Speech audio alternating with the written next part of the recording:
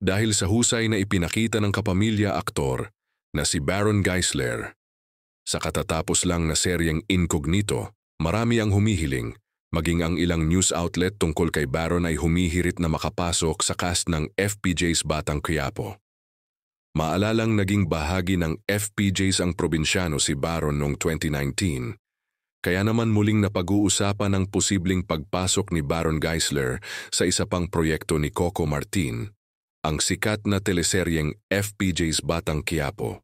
Sa kasagsagan ng balita tungkol sa disiplina ni Coco Martin sa kanyang set, kumakalat ang usap-usapan na maaaring bumalik si Baron sa mga proyekto ni Coco.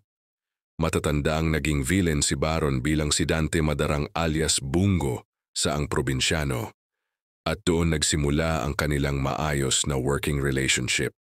Sa panahong iyon, mismong si Coco ang nagbigay ng payo kay Baron. Tulungan mo ang sarili mo, makisama ka lang, at maging professional.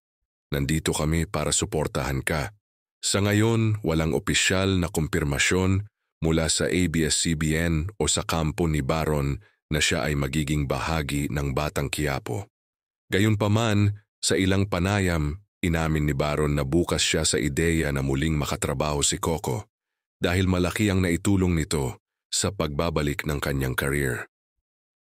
Si Baron ay isa sa mga pinaka-epektibong kontrabida sa teleserye, kaya maraming fans ang naniniwalang magiging mas intense ang Batang Quiapo kung siya'y mapasama rito.